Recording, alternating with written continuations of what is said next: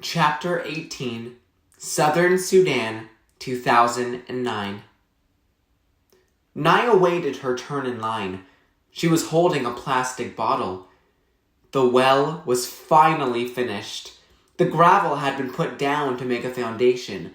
The pump had been installed, and the cement had been poured and left to dry. Before the pump was used for the first time, the villagers all gathered around.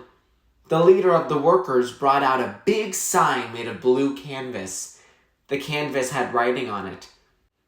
The writing was in English, but the leader spoke to Naya's uncle, and Uncle told everyone what the sign said.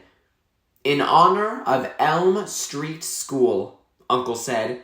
"This is the name of a school in America. The students at the school raised the money for this well to be dug." Uncle held up one end of the sign. The workers' leaders held up the other end. Everyone else stood around it, and one of the workers took their picture. The picture would be sent to the American school so that the students there could see the well and the people who were now using it. Then, the villagers all got in line to wait their turn for water from the new well. When Naya reached the head of the line, she smiled shyly at her uncle, who paused in his work for a moment to smile back at her. Then he began moving the pump handle, up and down, up and down. A stream of water flowed from the mouth of the pump. Naya held her bottle underneath the pump mouth. The bottle filled up so quickly. She stepped aside to let the next person fill a bottle. Then she drank. The water was delicious. It wasn't warm or muddy like the water from the pond. It was cool and clear. Naya stopped drinking and held up the bottle so she could look at it. Funny that something without any color at all could look so nice. She drank a few more sips, then glanced around. Everyone had a bottle or a cup. They were drinking that lovely water, or waiting in line for more, or talking and laughing. It was a celebration. An old granddad standing not far from Naya shook his head. In a loud voice he said, "This is where we used to gather for our bonfire celebrations. I have been sitting on this ground my whole life, and all those years I never knew that I was sitting on top of this good water." Everyone around him laughed. Naya laughed too. In a few more days, the school would be finished. Naya and Depp and Akir would all go to school, along with the other children. Next year, there would be a marketplace where the villagers could sell and buy vegetables and chickens and other goods. There was even talk of a clinic someday, a medical clinic, so they wouldn't have to walk so far to get help, as they had to when Akir was ill. It was the well that was bringing the village all these good things. But the well was not for their use alone. People would come from miles around to fetch the good clean water. Naya knew from listening to the grown-ups that the crew leader had made many arrangements concerning the well. No one was ever to be refused water. Some of the villagers would be responsible for maintaining the well. They would be busy with this new work, so the entire village was to help them with their crops and cattle. Other villagers, including Naya's uncle, would resolve any disputes that arose. The well would change their lives in many ways. I will never again have to walk to the pond for water, Naya thought. She wandered around a little, sipping at her cool, fresh drink. Then she caught sight of the crew leader. He was standing by himself, leaning against one of the trucks and watching her uncle work the pump. Depp saw her looking at the man. "That man, the boss of the workers," Depp said. "You know he is Dinka?" Naya looked at Depp in astonishment.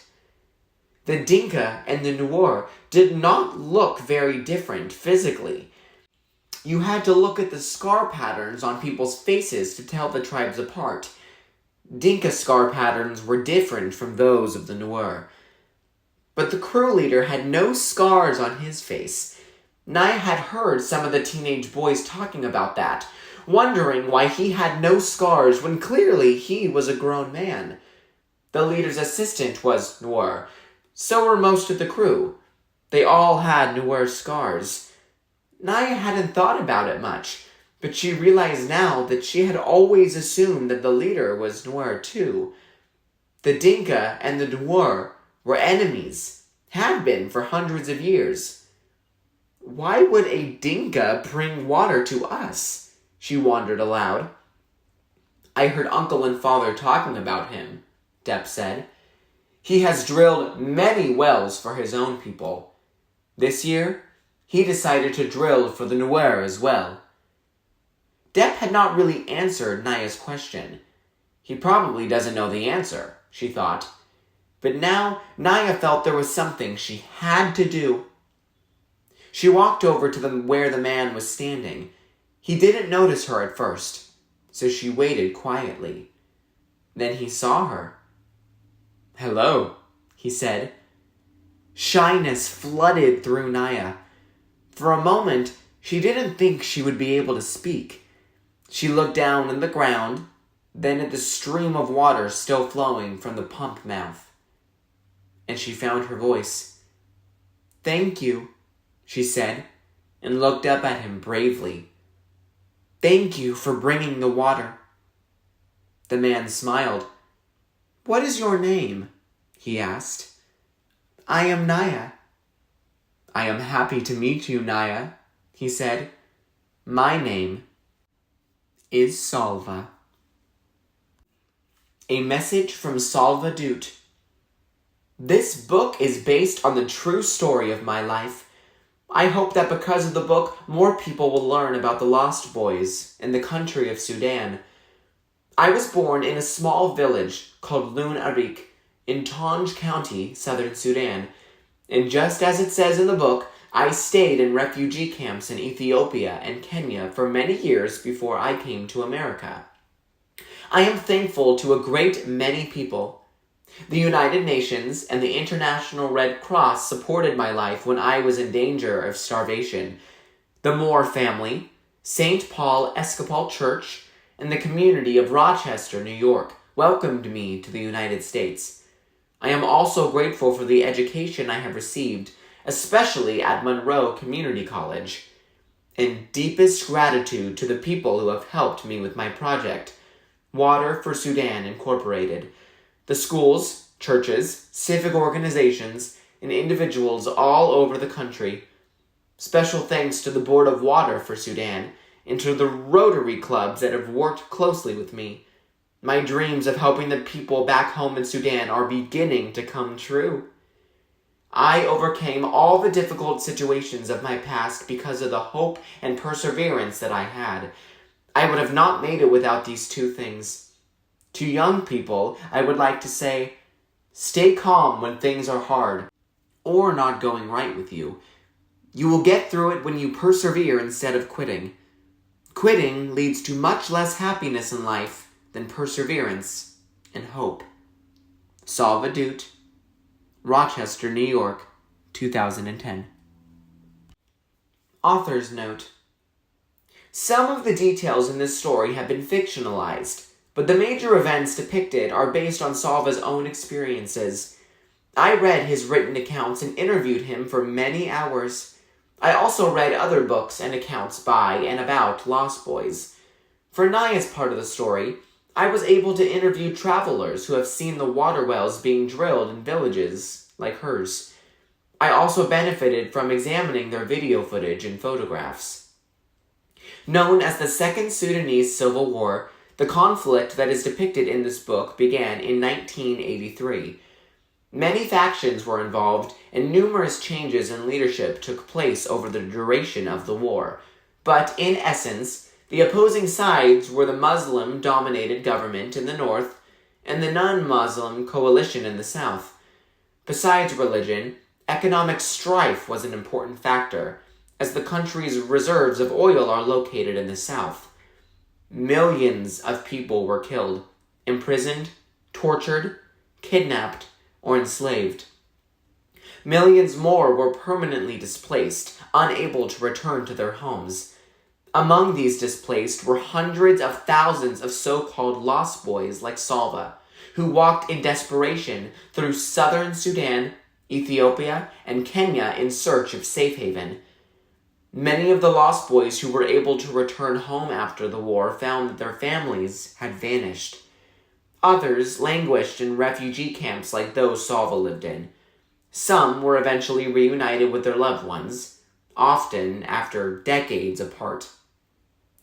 In 2002, nearly 20 years after the war began, the United States government passed the Sudan Peace Act, officially accusing the Sudanese government of genocide in the death of more than 2 million people. 3 years later, a peace accord was signed between the North and South. The South was granted autonomy, the ability to govern itself, for 6 years. In 2011, a referendum took place in which the citizens of southern Sudan voted to secede, gaining their independence from the North. Unrest over southern Sudan's oil and its political leadership have roiled its infancy as the world's newest nation. The war in Darfur, in the western part of Sudan, is a separate conflict, not covered by the peace accord. As of this writing, that war is still being fought between factions who identify themselves as Arabic and those who consider themselves African. The two wars, combined with several years of severe drought, have brought untold suffering to the people of Sudan. Salva has seen his family in Sudan twice more since the events of this story, including a moving reunion with his cousins, the children of Uncle Juir. And amazingly, 7 of the lost boys who walked with Salva from Ethiopia to Kenya met up with him again when they were relocated to the Rochester, New York area. As of spring 2014, Salva Dute's nonprofit organization, Water for Sudan, has drilled more than 250 wells in southern Sudan for Dinka and Nuer communities, supplying fresh water for hundreds of thousands of people. The very first well was drilled in Salva's home village of Lunarik. Salva moved to South Sudan in 2011 and now lives there. You can learn more about the organization's work at www.waterforsouthsudan.org. I first met Salva several years ago when my husband and I learned about Water for South Sudan. In 2008 and 2015, my husband traveled to South Sudan to see Salva's work. I am grateful for his help in answering my endless questions. This story could not have been written without him. My family and I feel very fortunate to count Salva as a friend. It has truly been an honor for me to write this book with him. Addendum 2015. A Long Walk to Water was first published in 2010.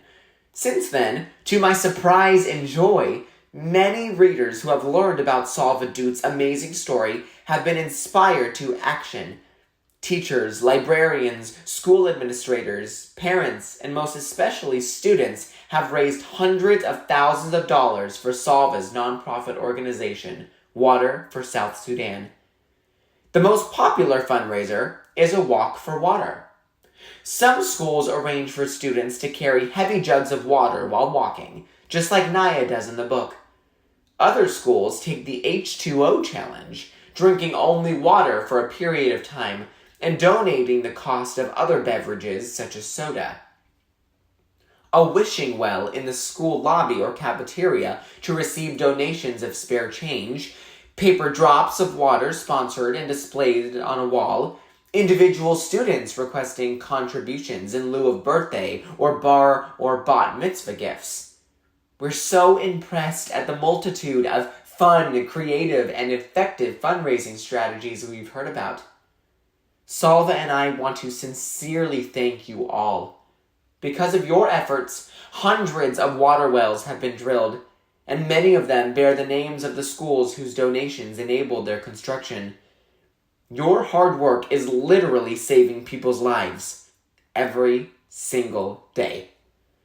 If you would like to join this life-saving effort, please visit the website waterforsouthsudan.org.